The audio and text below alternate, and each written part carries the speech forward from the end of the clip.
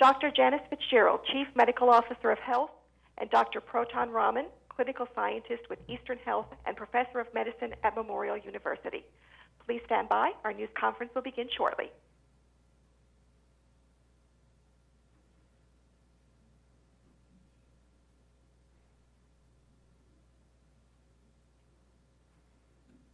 Good afternoon, Premier. Please go ahead. Your line is now open.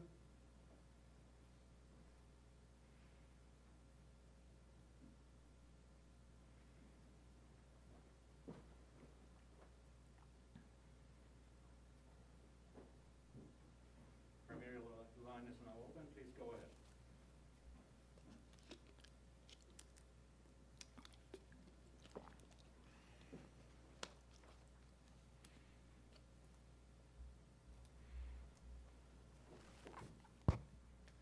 Premier, your line is open. Please go ahead. Good afternoon, everyone. Thank you for joining us today. I'm here on beautiful Bell Island helping with a vaccine clinic.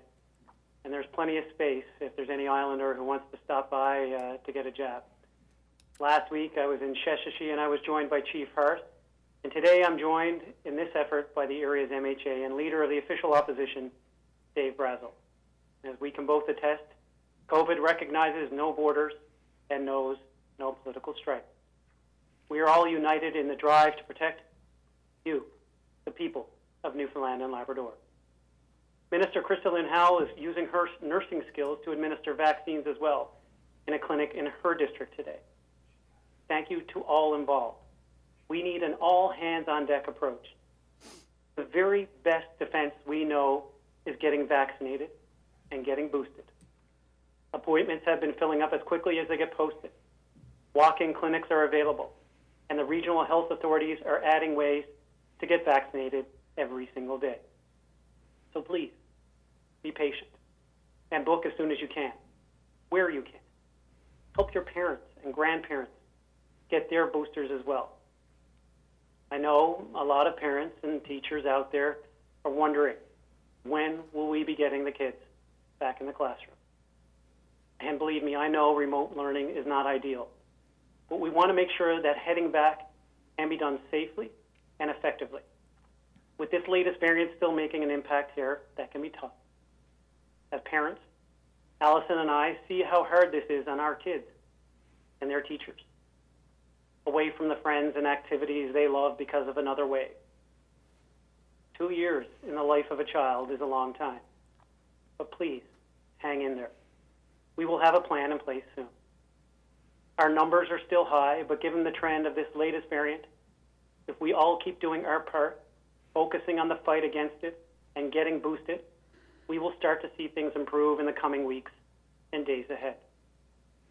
I want to once again thank the hard-working nurses, doctors, allied health professionals, and support staff, many of whom are working extra shifts, overtime, and under incredibly stressful conditions in supporting their sisters and brothers in isolation. We know people are tired. We know you are frustrated.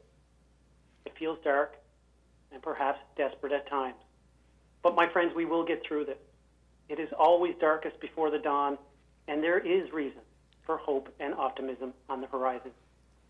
It may be difficult to see at times, but it is there. Kindness and hope will always prevail. With that, I'll turn things now over to Dr. Fitzgerald for an update on the latest numbers. Dr. Fitzgerald.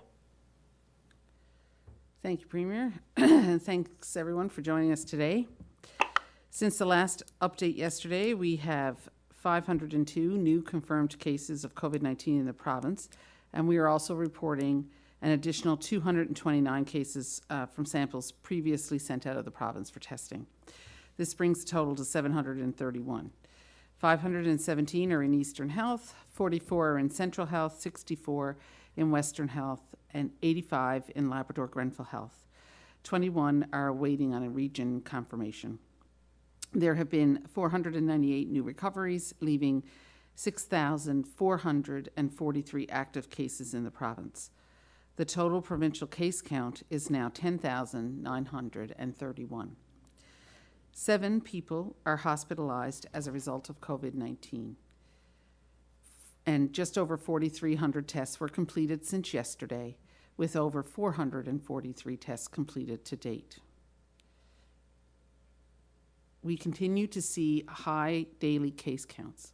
However, the trend is fairly stable, with our public health laboratory reporting between 400 and 500 positive results per day. We can expect to see fluctuations up or down from day to day, as we are seeing this week with backlogged case reports coming in. So I caution those watching the numbers closely not to read too much into a single daily count. With almost a month into the outbreak, we are seeing that this wave of COVID-19 is very different from the previous waves we experienced. First, the virus is moving faster. This is because it is more efficient and spreads more easily. It also has a shorter incubation period, meaning people are infectious more quickly after an exposure than before. Second, we have the benefit of a highly vaccinated population. And while being fully vaccinated does not necessarily prevent an Omicron infection, it does provide very good protection against severe illness, even more so with a booster dose. So it is more than likely that our high vaccination rate is preventing more hospitalizations, but we are not quite out of the woods in that respect. We know that hospitalization rates tend to rise later in the outbreak, and based on the trends in other jurisdictions, we really need another week or so to see that. As the COVID virus evolves, so we must also adapt. We have learned so much over the last 2 years, and each new variant that comes our way presents new challenges. Our response to this wave is not the same as with others before, because the virus is different and our level of protection is different. In the last waves, we obliterated the curve through the rapid detection and containment of cases. This virus simply moves too fast for that strategy. Our goal now is to keep flattening the curve and to protect those most vulnerable. And we are doing that in several ways. Through our public health restrictions and recommendations, by reducing importation of the virus through testing and self-isolation requirement of travelers, by increasing testing and infection control measures in congregate settings such as long-term care homes, by getting boosters administered as quickly as possible to those age 18 and over, and by vaccinating children age 5 to 11. With almost 93% of those 12 and over fully vaccinated, it's just incredible how the people of our province stepped up to make Newfoundland and Labrador the most highly vaccinated in Canada and perhaps all of North America. And we have administered first doses to 70% of children between the ages of 5 to 11, which is also the highest rate in Canada. And I want to thank all the parents that made the choice to vaccinate their children. If you are trying to book your child's second dose, new appointments are being added frequently, so please continue to check on availability on the website. Following a new recommendation by NACI, we will be offering a fourth dose to immune-compromised individuals at least 22 weeks following their third dose. And as we indicated last week, we intend to reassess the current alert level this coming Monday to determine if changes are warranted. This aligns with the time frame we need to assess hospitalizations as well. I would like to clarify information around group and team sport and recreation activities, as public health has received many questions on what is permissible. Where close proximity is required between participants, activities are suspended. However, activities where participants can remain physically distant from each other at all times can continue. For example, group fitness, yoga, and dance studios are permitted to operate with 25% capacity or 50 people, whichever is less. So classes can proceed as long as physical distancing is maintained at all times. I have said many times that this is a careful balance. If we ease restrictions too much or too soon, it may overwhelm healthcare capacity. And we have to balance that with the effects public health measures have on people, businesses, and communities. After 2 years of keeping COVID at bay, I understand the frustration that we all feel. But remember that we all have it in our power to protect ourselves. Frequent hand washing, wearing your mask, distancing from others, and keeping your contacts low are still all highly effective in protecting yourself and your loved ones and preventing the spread of COVID-19. When a snowstorm approaches, we adapt. We drive slower. We put on more layers to protect us from the elements. We need to think of living with COVID-19 in somewhat the same way. There will be times we need to be extra careful and apply more layers. We have proven time and again that we can do this, and I have every confidence that we can continue flattening the curve as we ride out this wave. So hold fast, Newfoundland and Labrador. Take care. Well, thank you, Dr. Fitzgerald. I'll now invite Minister Haggie to provide some brief remarks. Dr. Haggie? Thank you very much, Premier. I think it's important to reiterate what Dr. Fitzgerald said about the importance of vaccinations and boosters, and we do lead the country. And I think because of that, we're in a different situation in response to this current wave. I want to draw people's attention to what looks to be a scam. We are receiving reports from people that they're getting calls allegedly from public health wanting to offer test results, but they need information and personal identification to do so. This is an identity scam. Public health are no longer calling with results. These are all available using your MCP card through the online portal. And I would encourage you to be very careful about responding to telephone calls looking for personal information over the phone. Government entities, public health, and the regional health authorities will not be doing this. So if it happens, I would suggest you contact your local law enforcement. It has been a trying time for staff, particularly with the incidents at the weekend. And I think it's only right that I use this opportunity once again to thank the staff that you see and also the staff that you don't see in the support services, particularly the laboratory services in our healthcare system.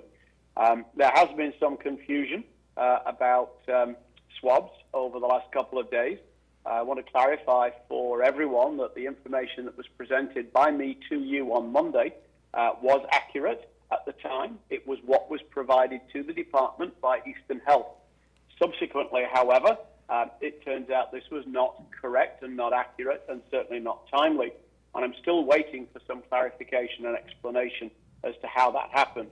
I'm also waiting for confirmation on whether or not there still is a backlog of swabs and when these can be dealt with. Until the last of these goes out, we will still continue to see add-ons, as it were, from historical results. So I hope to be able to provide updates on that as they become available. I don't really have much more to say except appointments, as Dr. Fitzgerald references, are being made available on a daily basis. They are popular. Get the shot. It helps you, it helps your family, and it helps the province. Thank you very much, Premier. Well, thank you, Minister. And just to pick up on a point that you made about the incident on the weekend, that is certainly unacceptable, and the people who are working hard in these clinics are to be commended for doing their bit, as are the people who are attending these clinics to doing their bit, not just to protect themselves, but to protect everybody in our communities. So thank you for that comment, Minister Haggie. We'll now pass things over to Dr. Proton Raman for an update on some modeling. Good afternoon, everyone, and thank you, Premier, for giving our modeling group a chance to present at the briefing today. So what I'd like to do is to look at the COVID-19 wave, this fourth wave, because of the Omicron variant in our province, and compare it to other provincial jurisdictions. Take a deeper dive regarding the characteristics of the individuals with Omicron in our province. Talk a little bit about the challenges in terms of short-term projections that are due to the Omicron variant, and also the results from our short-term projections and healthcare utilization projections as well.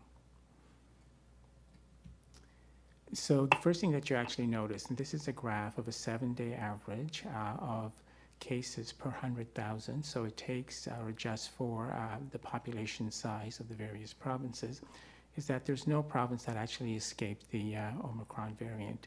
The cases rose very quickly, and most of the provinces are in a similar situation to us in terms of the case counts. You have to be really careful, though, when you actually look at this data, because there are certain provinces that are actually not reporting their case counts as accurately because of testing policies. The other thing to note of when you're actually comparing the epidemic across the provinces is the testing rate. And Newfoundland and Labrador actually has one of the highest testing rates particularly in this new year. And this would account for a better reflection of what we actually see in the active cases compared to the community. The other thing about our province is that even before the changes in terms of the testing rates, what we're noticing is our test positivity is lower, and it continues to be lower despite each province adjusting for their testing policy. So this, in concert with the low hospitalizations that we're seeing, really infers that the community spread that is there in our province is probably lower than other provinces. But the stark difference that we actually see when in comparing the different provinces is with respect to the hospitalization. As noted by Premier Fury as well as Minister Haggie and Dr. Fitzgerald, much of this is due to our very successful vaccination campaign and hopefully as well our booster campaign, which is really picking up as well. A word of caution regarding how we are actually reporting. We report hospitalizations due to COVID-19. Some of the other jurisdictions report any hospitalizations, whether it's due to or you happen to have COVID-19. So a direct comparison is not possible. In terms of characteristics of the Omicron wave in our province, when you actually look at the numbers, and as Dr. Fitzgerald alluded to, you might get frightened any one particular day with the high number of cases. This is partly due to the backlog, as some of the cases had to be sent out of the province. Another way of looking at it that's actually more reflective in terms of the dynamic of the viral spread is potentially look at it in terms of the collection date and for the dates for the cases that are positive. And what we've noticed then is that after about the 31st of December in 2021, the cases are just hovering over a little bit over 600. So this acute rapid rise or this exponential increase is no longer there, and we're pretty much plateaued, and although the numbers have increased, are increasing just slightly in terms of our cases. So that is really good. One of the things to be aware of is the spatial structure, and different regional health authorities have experienced a different level of outbreak. The most being affected was the Labrador Grenfell region, although those numbers are thankfully coming down. The recent uptick in terms of the Eastern Health is due to the large number of cases that were backlogged, which were primarily from the Eastern Health region, and that's coming down as well. The other thing that we still keep an eye on is the testing positivity. Now, you have to be careful when you assess this because the testing policy is changing, and to a certain extent, this will cause an elevation in the test results. But in concert with our hospitalizations, it still may be a useful metric for us to actually look at to see the degree of community spread. So this has been alluded to quite a few times regarding a very successful vaccination as well as booster program because of collected efforts of everyone involved. A couple of key points here is that even if you're fully vaccinated, unfortunately the Omicron variant can escape and infect you. But in terms of you having severe illness, in other words, coming into hospital or into ICU, the 2-dose vaccine offers really good protection, the booster even better protection. The reason for showing this slide is that when you think about hospitalizations, people that are most at risk are the ones over the age of 50. And if you look at our vaccination rate for the 2 doses over the age of 50, it's phenomenal. And so part of the reason why we're not seeing as many hospitalizations in our particular province is that for that particular age cohort over 50, most of the individuals are predominantly vaccinated. There's protection from the vaccine, so they're less likely to be admitted to hospital. The boosters add another layer of protection, and also they decrease transmission as well.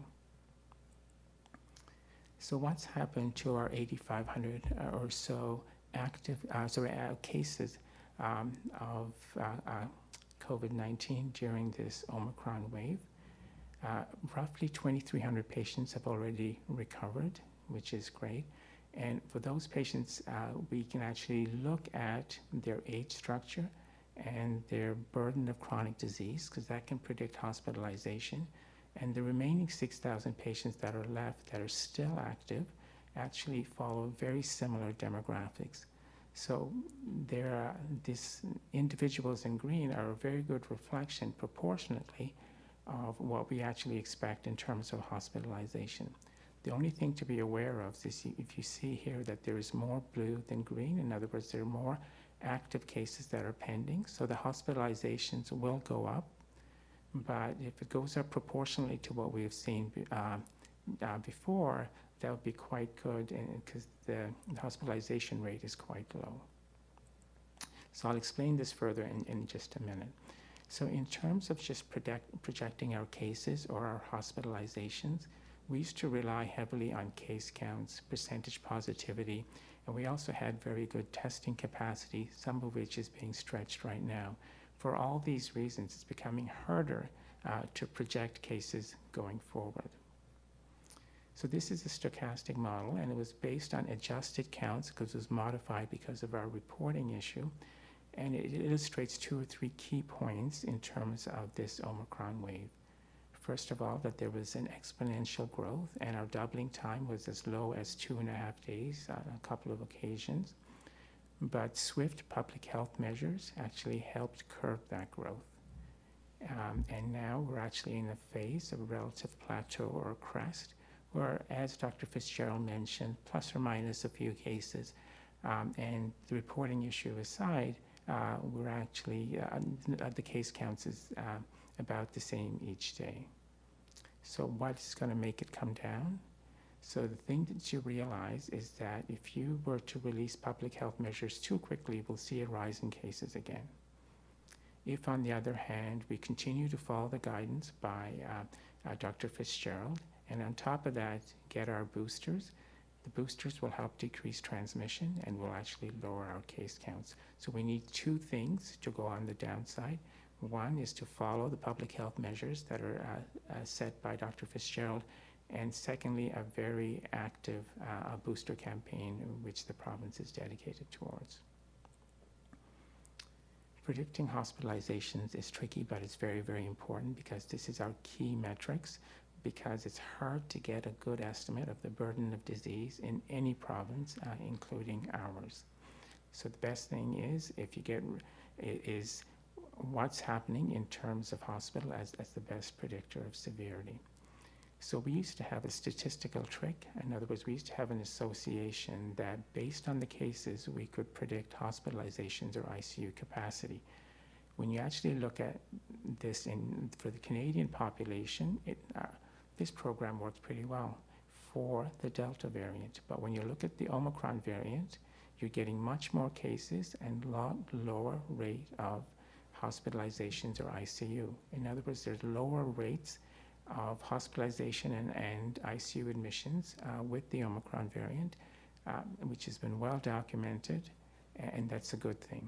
But because of the large number of patients or our population that have COVID-19, the actual number of hospitalizations is actually quite a bit higher because of the volume of people that are affected. So when you use the same scale in Newfoundland, there's even a more dramatic difference, and we have a significant lower rate of hospital occupancy even when it was actually scaled for the Delta variant. This is a good thing. It may actually be due to our very successful vaccination levels. So how do we predict forward? So what we have actually done is scanned all the provinces and looked at provinces of particular interest, and then looked at what was happening in our province as well, and developed a scale saying that roughly based on the cases, the hospitalizations will come 8 to 10 days later. And then there will be a particular fudge factor or scale that we use that will actually predict cases to hospitalizations. So what you see in the dotted line is our projection. What you see in the solid line below is the actual cases due to COVID-19 that are being reported. So even though we tried to modify and look at the best case scenario, we're actually doing even better than that at the present time.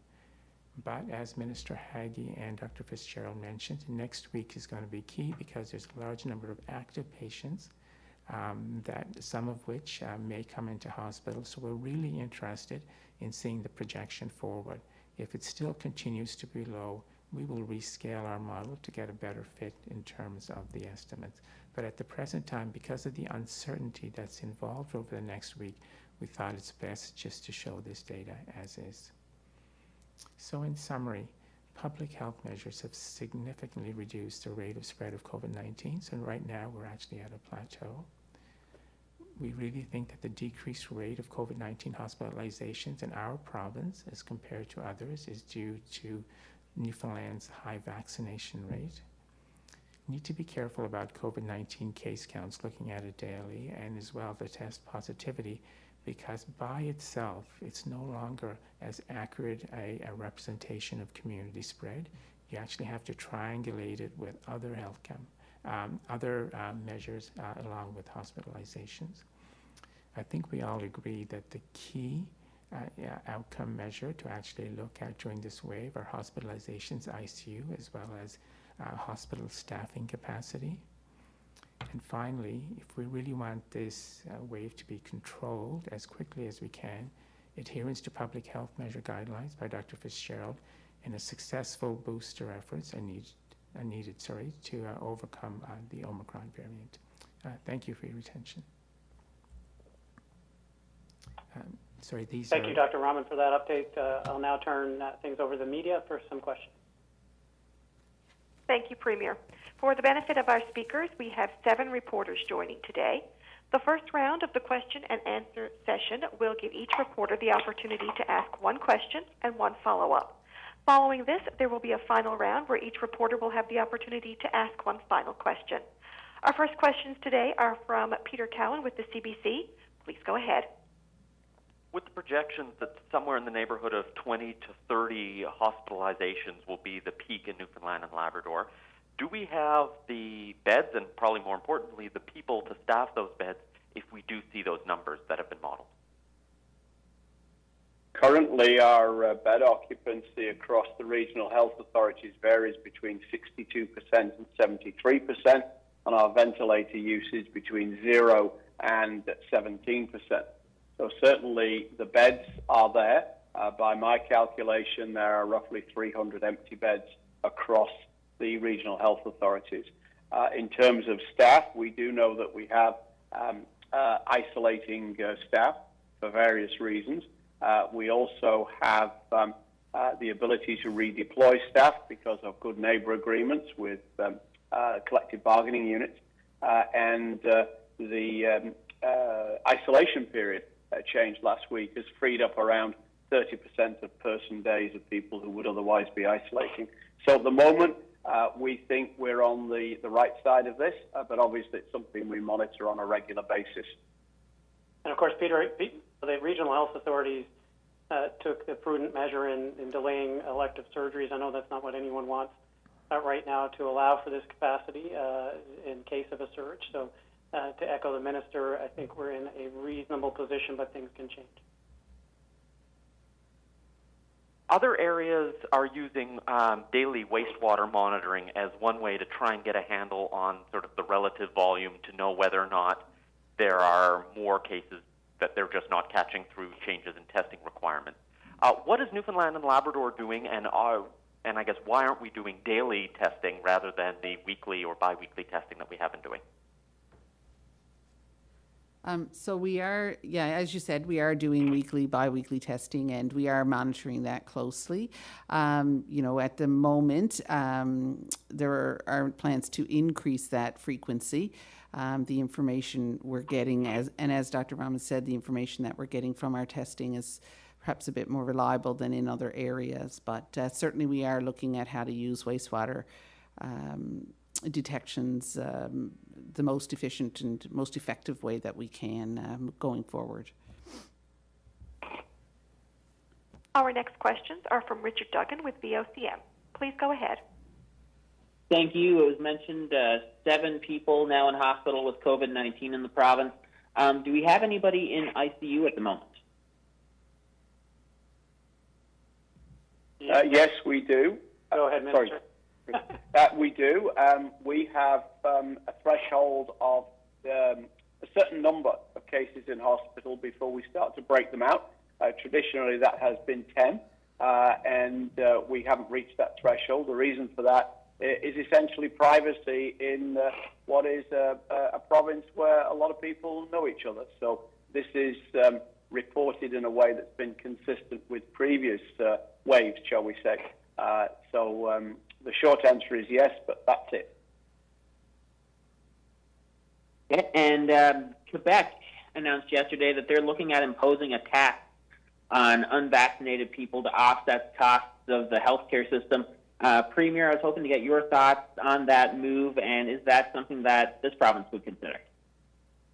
Yeah, I mean, Richard, we've done very well with respect to our vaccination rates. I think that's been a theme throughout today's comments and presentation, and largely why the modeling is where it is.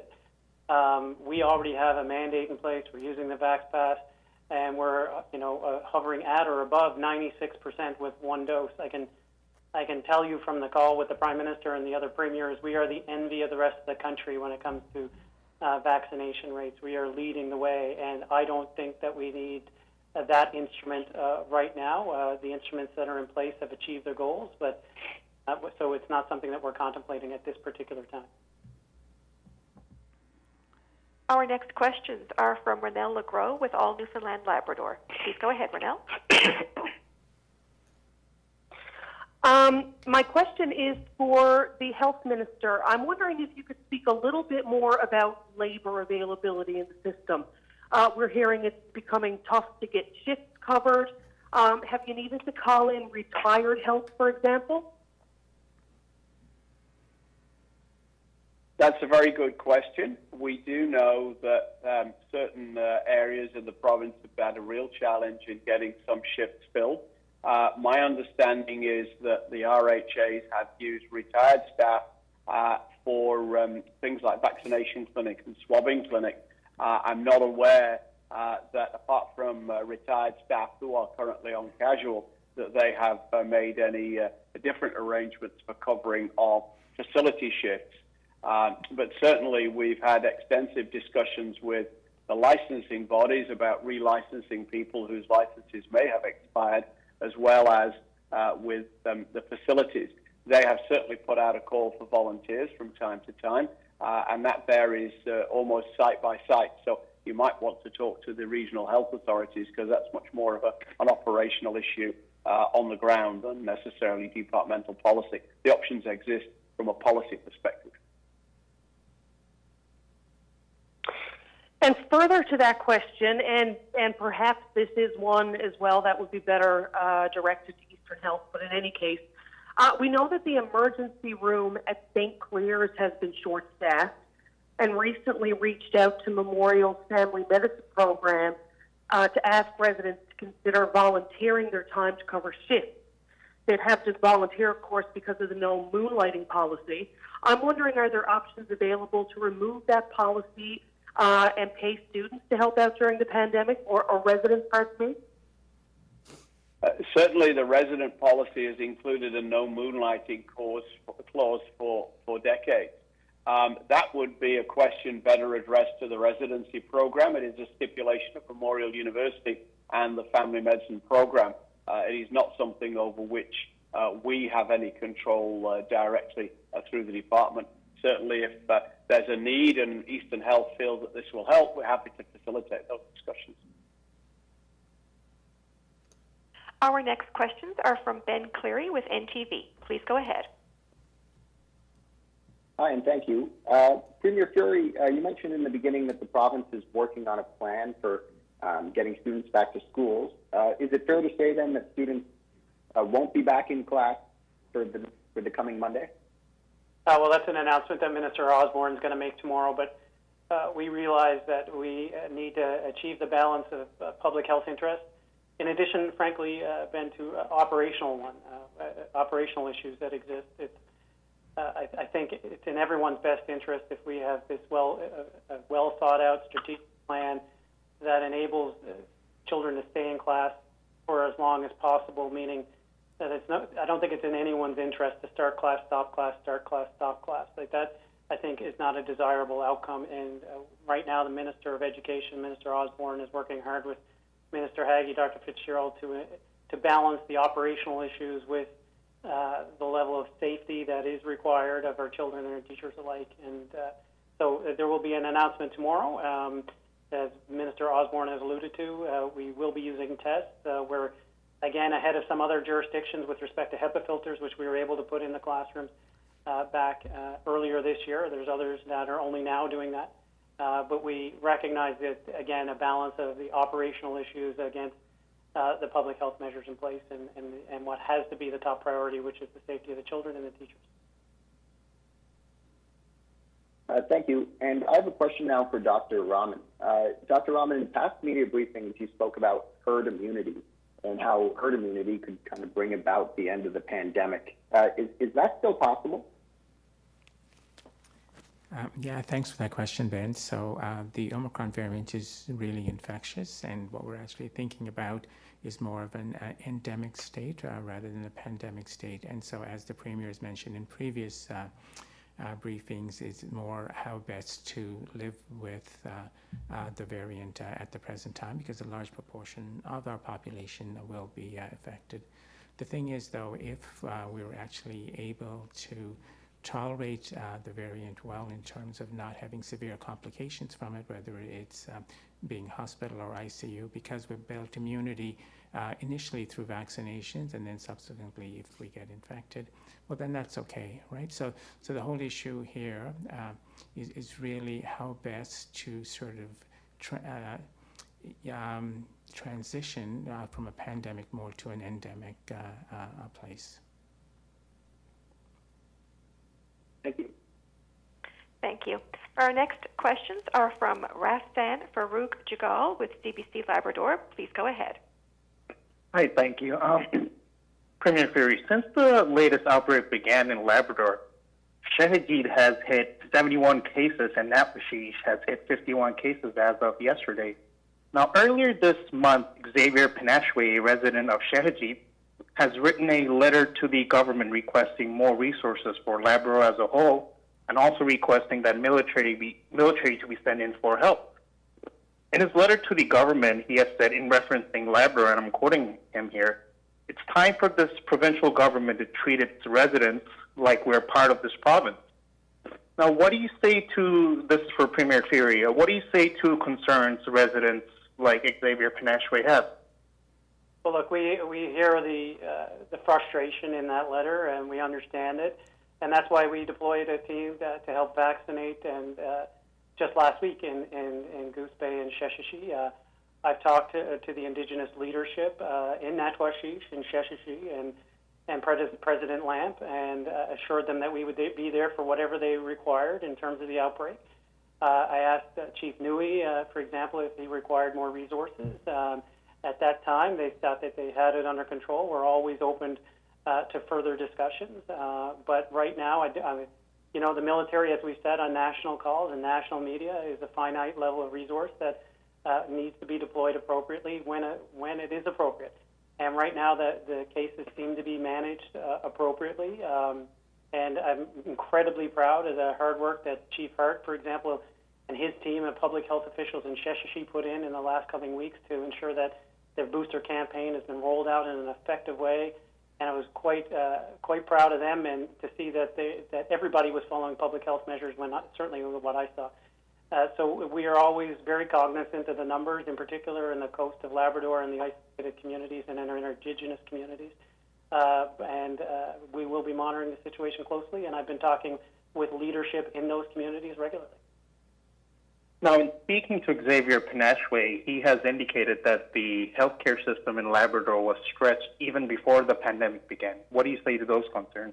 I've spoken to this many times, and this healthcare system has been stretched. It's been stretched in Labrador. It's been stretched in Newfoundland. It's been stretched in PEI. It's been stretched in Nova Scotia. It's been stretched across the country, and this pandemic has exposed significant gaps.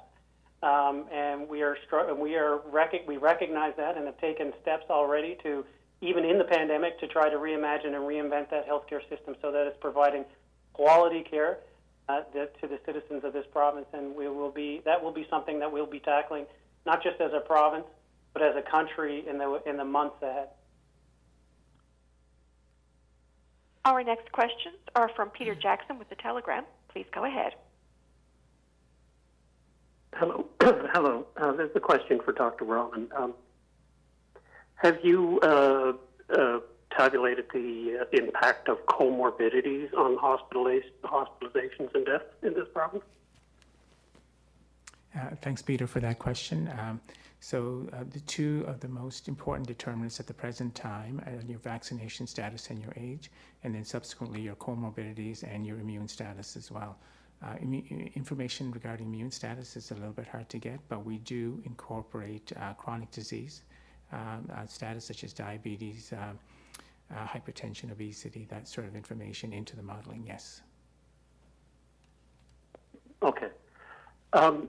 This is probably for the minister. We know that canceling elective surgeries caused a major backlog in 2020. It took a long time to overcome. Why can't this be more of a reactive measure instead of proactive for hospitalizations that we don't even know will come? That's a very good question, Peter. The key is lead time. When we first cancelled all non-urgent, non-cancer-related surgery back in 2020, it took 13 days to achieve the bed capacity by freeing up beds, discharging patients, and waiting for them to recover naturally. Just because you stop doing routine surgery on one day doesn't mean you can necessarily vacate beds in short order. So there's a 2-week lag time, and that, I think, is key to not being caught. We have to be proactive. So I think that's the explanation for that. While I've got you, it's been so long since we've had 5 or more patients in hospital. The threshold for reporting breakout of allocation between ICU and non-ICU is actually 5. And in response to a previous question, the news release going out shortly actually details that 3 of the 7 inpatients are in ICU. So sorry about any confusion there, but as I say, it's been a while since we had that many in. Thank you. Our next questions are from Patrick Butler with Radio Canada. Patrick, please go ahead. Hi, a question for Dr. Rahman. We've been through this exercise of modeling before, and the predictions have not necessarily panned out.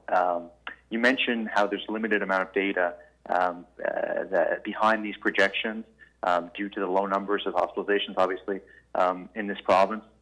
Is there anything to indicate that these projections are more reliable? In other words, that we should trust these predictions, given the experience we've had before with previous predictions that have been made? Thanks so much for that question. It's a really good one.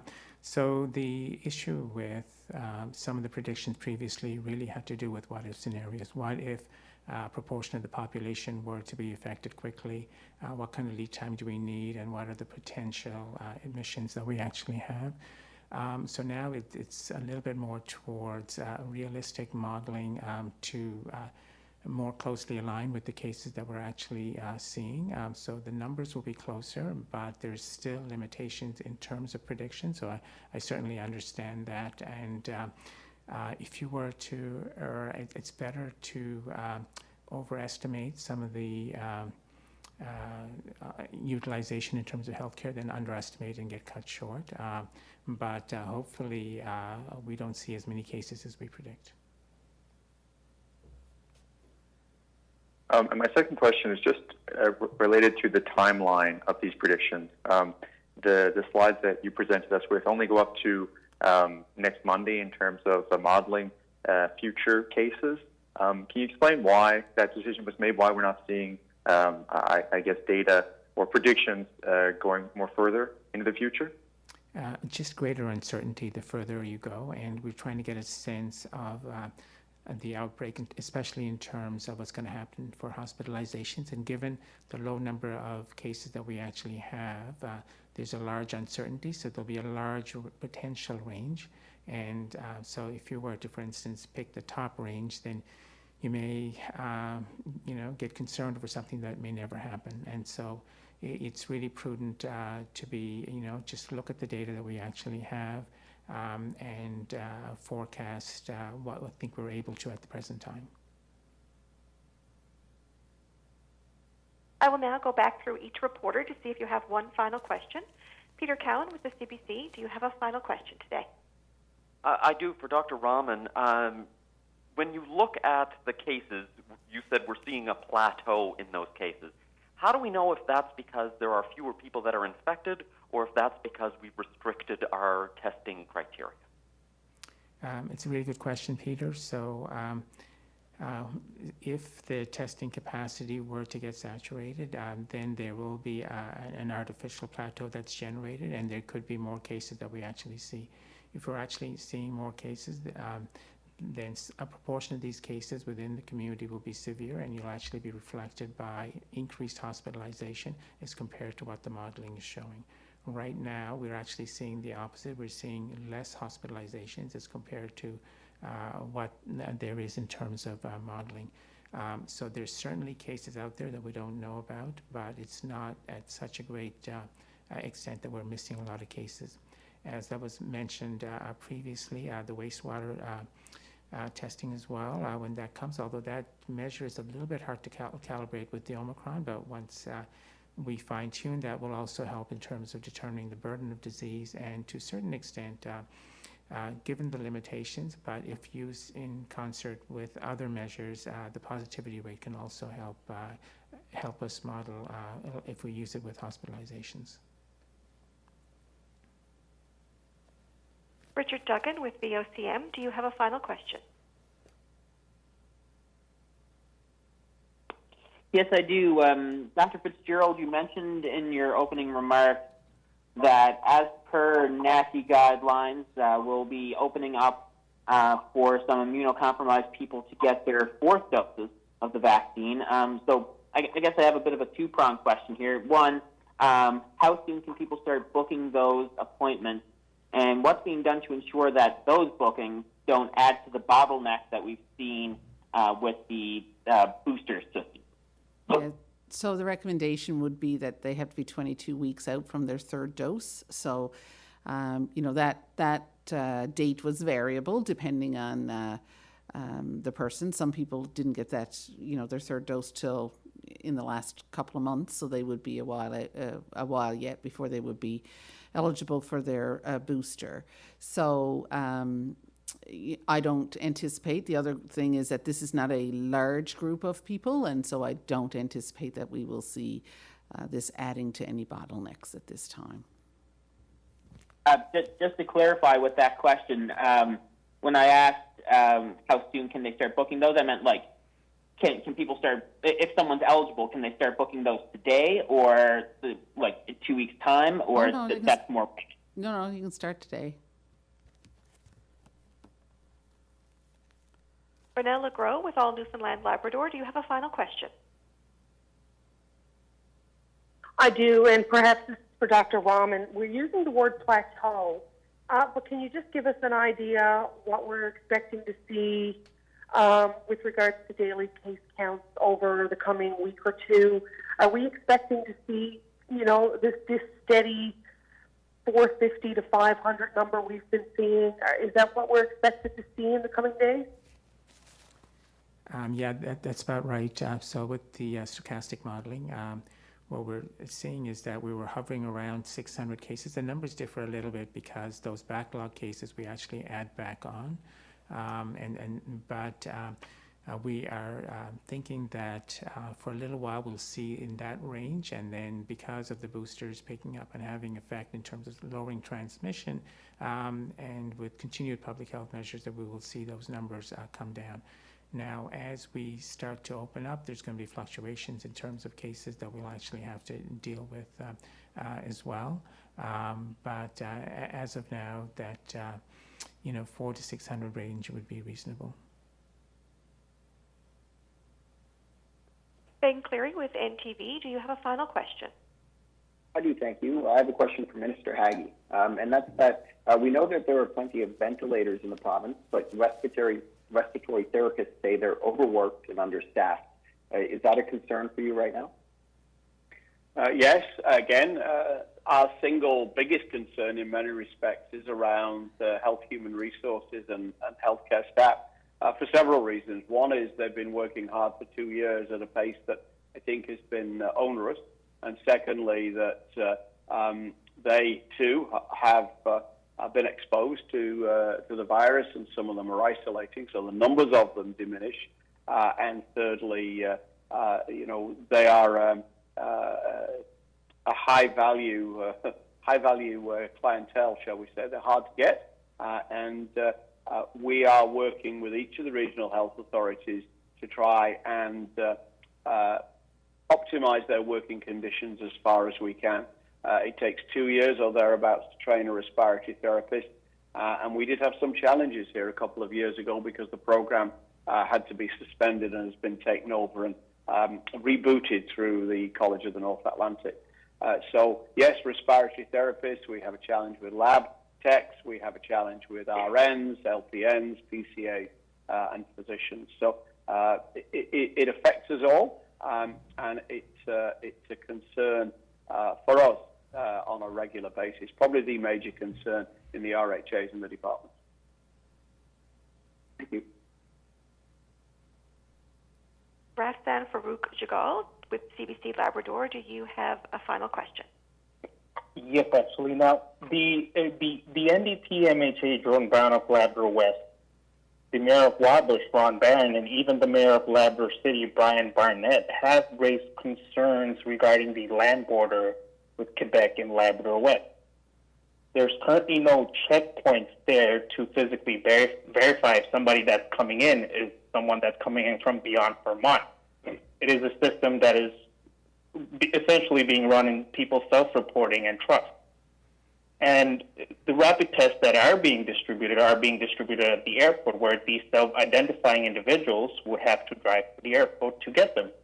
Now, given the recent outbreaks in Labrador, is this a good way of running this operation?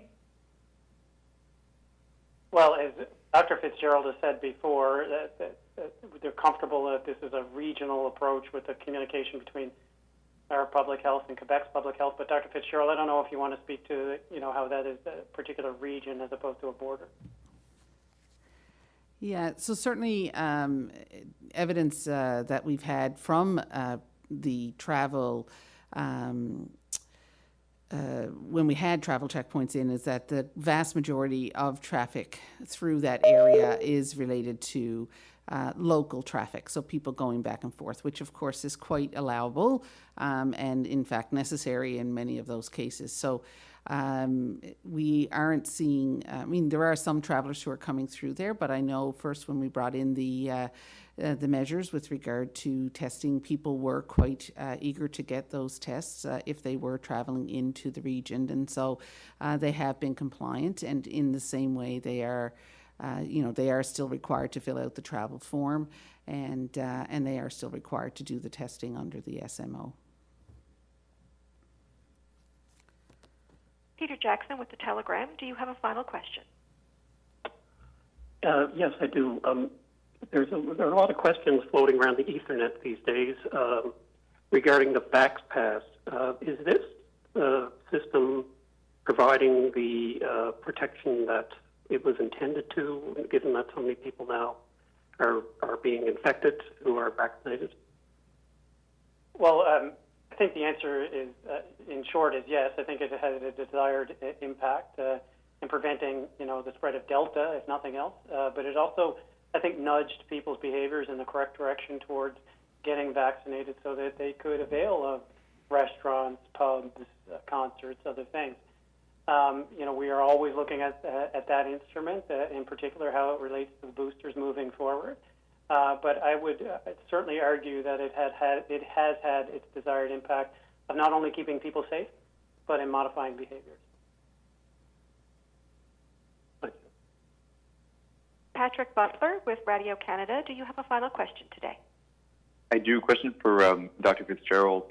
Obviously, really good news that public health restrictions seem to be working, that the high vaccination levels seem to be working to control the amount of hospitalization. But I think the question on a lot of people's minds is, when do we move past this? Can you give a sense of a timeline of when some of these new restrictions are going to be able to be taken out?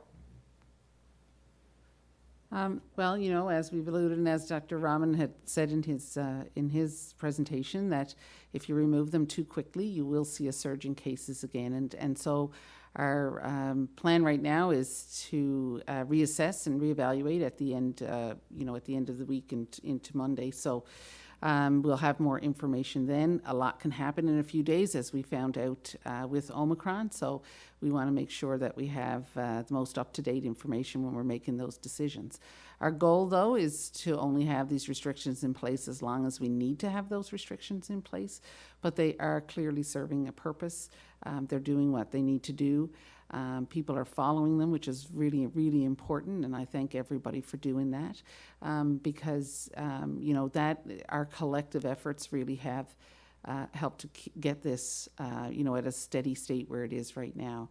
And this is like nothing we've seen before with COVID, but I think that our efforts really have made a difference, and we want to make sure that we can maintain our health system capacity.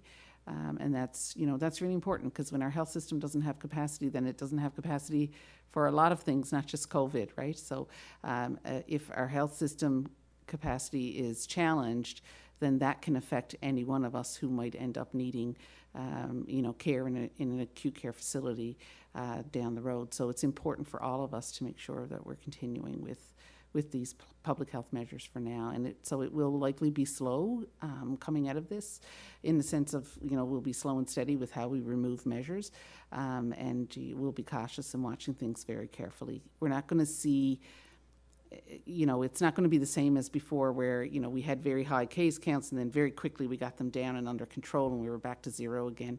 That's not going to be the picture that we see here. Thank you, everyone. Premier, do you have any final comments for today?